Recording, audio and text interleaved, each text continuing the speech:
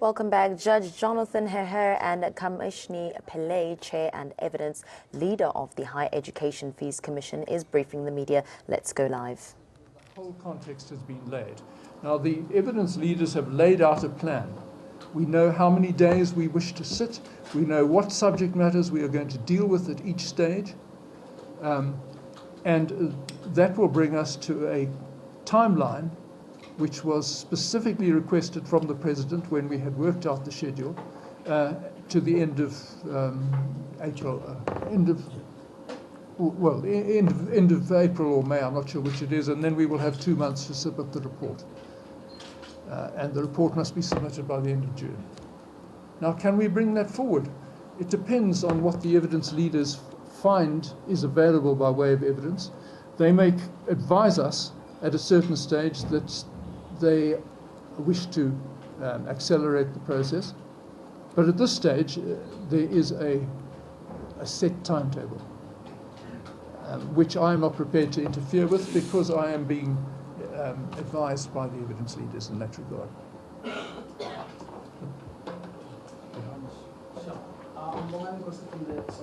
Yes, sir. Obviously, a lot of submissions in the commission are coming through and saying that and decrying the quality of the matriculant coming into the university system.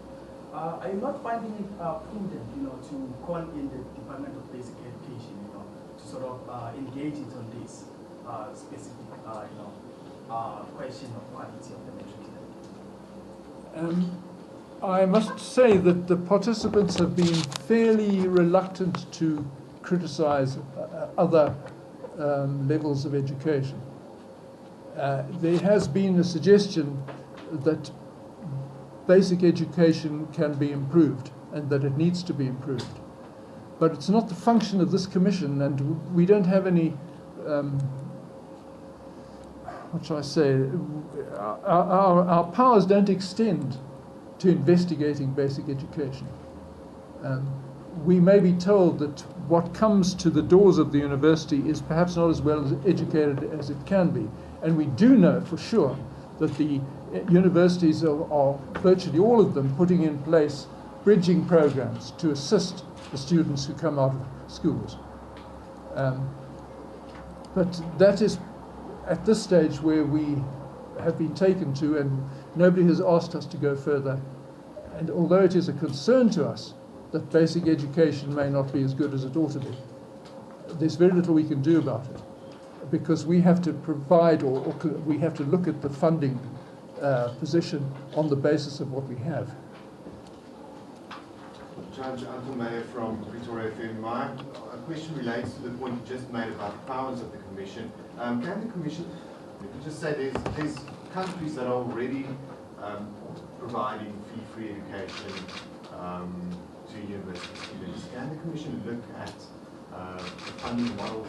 Will you accept or receive submissions from international universities or other countries on how they fund and implement a fee-free model in their countries? Yes, we already have expert evidence before us, and we have a lot of documentation relating to such systems.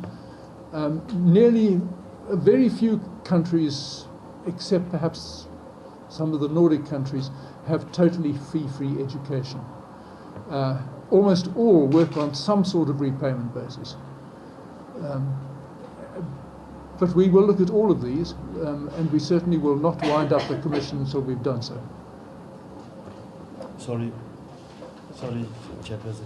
Just to add on what the judge has said to Mr. Nkosi's question on the Basic Education Department, they are even presenting to us in the next session of our public hearings, so that our evidence leaders would have a chance to engagement on the issues that you have raised and others. Thank you, Mr. Ndwangwe.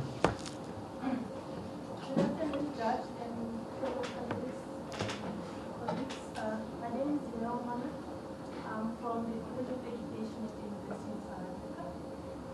What I'd like to ask today is, what is the Commission's definition of a student?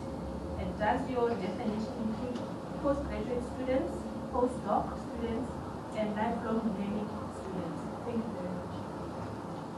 With regard to all but lifelong learning students, the answer is yes. Insofar as what you term a lifelong learning student is concerned, I consider myself a lifelong learning student. It's not a term I'm familiar with. But if you're talking about people who wish to get involved in the adult education system, then those people are students as far as we're concerned as well.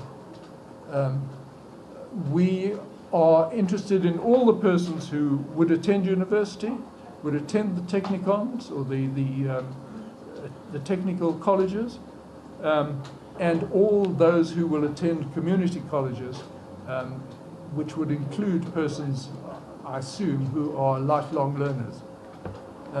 We haven't yet got to the university of the third age. No.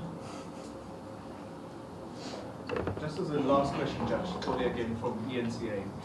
Are you finding, or is there sentiment coming through, that with all the wastage in the government, whether it be through corruption or maladministration, is there a sentiment that money for free higher education must be found, given the kind of wastage that we are told every day?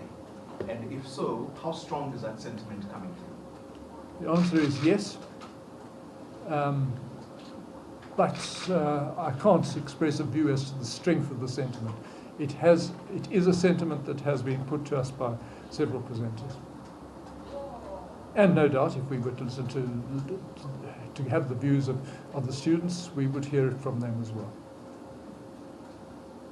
And we think it's, well, I can't speak for my fellow commissioners, but it appears to be a perfectly justified sentiment. All governments are less than efficient. So you're saying that that view has not come from the students because of their... Simply because they haven't participated. You're at liberty to tell us where it came from which quarter? I don't recall. Offhand, I don't recall. But it's something which I don't think is far out of the common ken. Everybody knows that government is not as efficient as it should be. That there are degrees of criticism as to how inefficient it is. But there's no doubt that vast savings can be achieved in government. I think the government realizes that itself. Whether it's doing enough is another matter. Any further questions, ladies and gentlemen?